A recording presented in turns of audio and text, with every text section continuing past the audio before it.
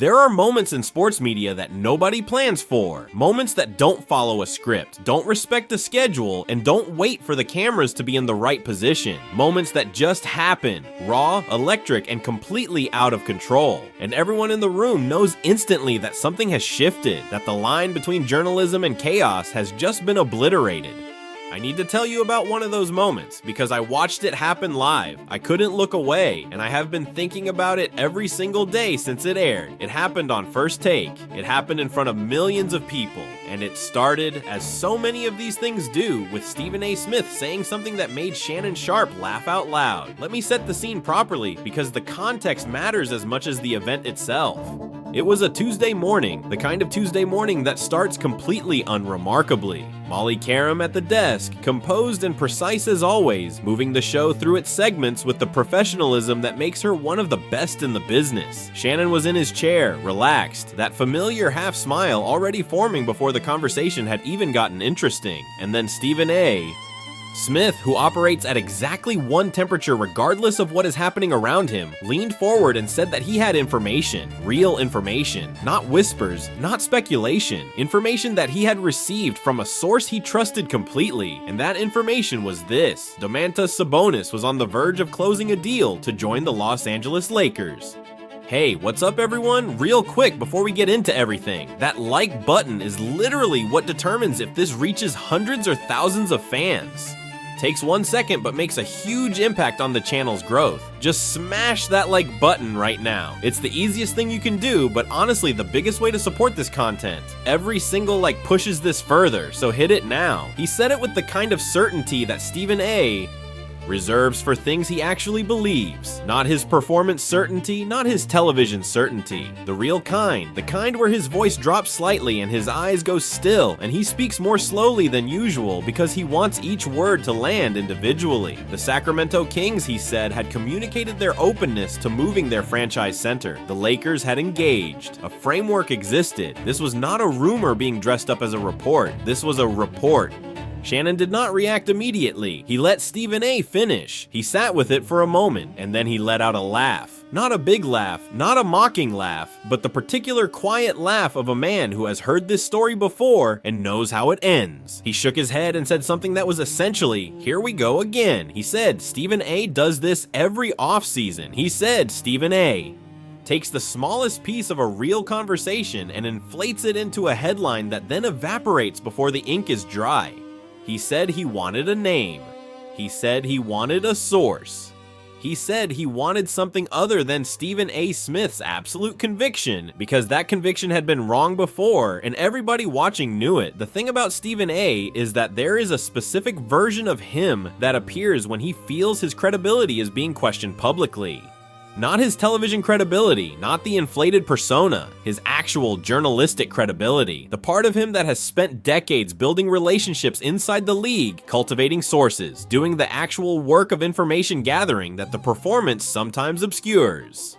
When that credibility is challenged, something changes in him. He gets very still, very quiet, and his response when it comes is never what you expect. He looked at Shannon, he reached into his jacket pocket.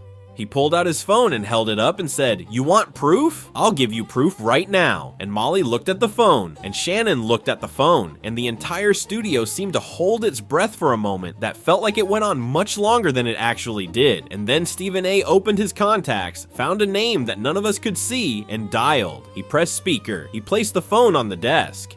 The dial tone came through the studio monitors loud enough to be picked up by every microphone in the room. 1 ring, 2 rings, 3 rings, and then someone picked up. The voice was relaxed, unhurried. The voice of a man who was in the middle of his morning and had answered a call from someone he knew and trusted with no reason to be on guard, no reason to be careful, no reason to imagine for even a fraction of a second that he was about to become the most talked about unnamed source in sports media. Stephen A. greeted him normally, said he had a quick question, said he needed confirmation on something.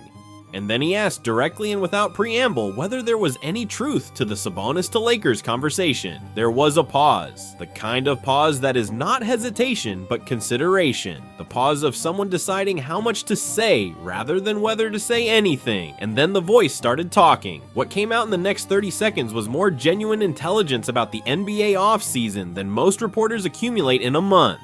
The source confirmed that there had been direct communication between the Kings and the Lakers. Not agent-level conversations, not the informal back-channel noise that happens constantly around the league, but actual front office dialogue. He said Sacramento had made it known internally that Sabonis was not untouchable. The phrase he used was that the Kings were listening, and in NBA trade language, that phrase means exactly what it sounds like. A door that was previously closed is now open. He said the injury history had shifted the calculus in Sacramento, that Sabonis' knee issues over the previous season had raised questions that the organization was now asking openly rather than dismissing, that a team in the Kings' current position, perpetually on the edge of relevance without ever breaking through, could not afford to simply hope that a 29-year-old center with a recent injury history was going to carry them over the top. The math of the rebuild, he said, was starting to point in a different direction. He talked about the Lakers specifically. He said Los Angeles had assets that Sacramento actually wanted, and this distinction matters enormously because in trade negotiations, the difference between assets a team will accept and assets a team actually wants determines whether deals get done or fall apart. The Kings were not looking for salary filler. They were not looking for expiring contracts and draft picks so far in the future they might as well be hypothetical. They wanted young players with real ceilings and draft capital they could control. And the source said the Lakers had put together a package that addressed exactly those requirements. He said the framework of a deal was closer than public perception suggested, and then there was a pause in the rhythm of his speech. Not a thinking pause, a listening pause. The kind that happens when a person suddenly registers a sound they hadn't noticed before, the ambient hum of studio equipment, the slight reverb of a professional acoustic environment. He said, very carefully and very quietly, "Am I on speaker right now?" And Stephen A. said yes, and the line went dead. For a moment, one of those moments that television is almost never actually able to capture. Nobody in that studio said a single word. The silence lasted less than 5 seconds, but it felt like it lasted forever. And then Molly said in her professional voice that this should not have happened, that sources exist because they operate with an expectation of privacy, and that expectation had just been violated on live television in front of millions of people, and she was not going to pretend that was acceptable regardless of what had been confirmed. She said it clearly, and she said it looking directly at Stephen A. And she meant every word. Shannon turned to look at Stephen A. with an expression that was composed of several emotions happening simultaneously. Shock and a reluctant, involuntary respect, and the look of a man who has just lost an argument in the most spectacular way possible. He said quietly, "I didn't think you'd actually do it." And Stephen A. folded his hands in his lap, looked at both of them and said, "That's what I thought." He said it like a man who had been waiting all morning for exactly that moment, because he had been. Now let me walk you through exactly what was revealed on that call and why it matters, because the chaos of the delivery does not diminish the substance of what was said. If anything, the fact that it was unintended makes it more valuable. Unguarded people tell you what is actually true rather than what they want you to believe is true. The first and most important thing the source confirmed is that Sacramento is genuinely listening on Sabonis. I need you to understand what that means in context, because Sabonis has been treated as the untouchable piece of the Kings' rebuild narrative for years. Every conversation about Sacramento's future has been framed around his development as the anchor. He was the reason they kept the core together. He was the reason they made the moves they made. For a source inside the organization to confirm casually, without political framing or protective language, that Sacramento is open to moving him, that the injury history has shifted the internal calculus, represents a significant departure from everything the Kings have said publicly. And the injury history is real. Sabonis missed meaningful time during the 2024-25 season with a knee issue that generated genuine concern inside the organization. He is 29 years old. 29 is not old in the abstract, but for a center whose game is built on physicality, relentless effort, and the constant collision of playoff-level interior basketball, 29 is the age when teams start asking hard questions about durability. Sacramento has been perpetually stuck between being too good to position themselves for top lottery picks and not quite good enough to compete with the Western Conference's elite. That middle ground is the most dangerous place to be as a franchise, and a reasonable person inside the building might look at Sabonis' health and timeline and conclude that the moment to maximize his trade value is now, before any further uncertainty compounds the issue. Now let's talk about what this would actually mean for Los Angeles, because the basketball case for Sabonis on the Lakers is not just interesting, it is genuinely transformative in ways that the league has not fully grappled with yet. The Lakers have had a front court problem for years. This is not a controversial statement. LeBron James at his best is the greatest forward in the history of professional basketball, but the bigs the Lakers have surrounded him with in recent years have been either one-dimensional scorers, fragile veterans, or role players who are fine in regular season context and expose their limitations when the games actually matter. What they have never had next to LeBron, at least not consistently, is a center who is also a genuine playmaker. Kareem was before LeBron's time in LA. Shaq was before LeBron's time in LA. The bigs of the LeBron era in Los Angeles have been useful without being transformative. Sabonis would be transformative. Let me be specific about why. In 2023-24, Domantas Sabonis averaged over 7.5 assists per game. 7.5 assists per game. For context, that number ranks him among the best playmaking point guards in the league, not just among centers, among all players at all positions.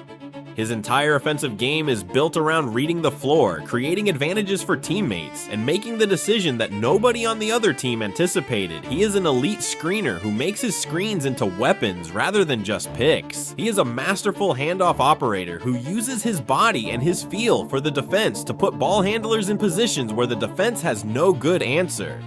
He is one of the best short roll decision makers in the sport. The moment when a big man catches the ball in space after slipping a screen, with defenders scrambling and teammates cutting, is the moment that separates good bigs from elite ones. And Sabonis in that moment is consistently making the correct choice. Put that alongside whatever the Lakers are building. Put that next to a primary ball handler who is quick enough to use the handoff as a weapon.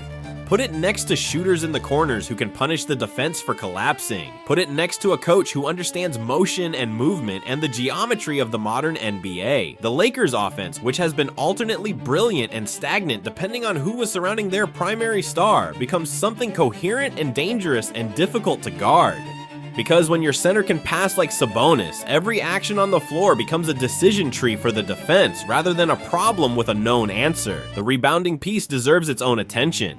Sabonis is one of the most relentless offensive rebounders in the league, regardless of position. 3+ offensive boards per game in his peak seasons, an ability to read the trajectory of shots before they come off the rim that seems almost precognitive, and the physicality to hold his position against defenders who are trying to box him out.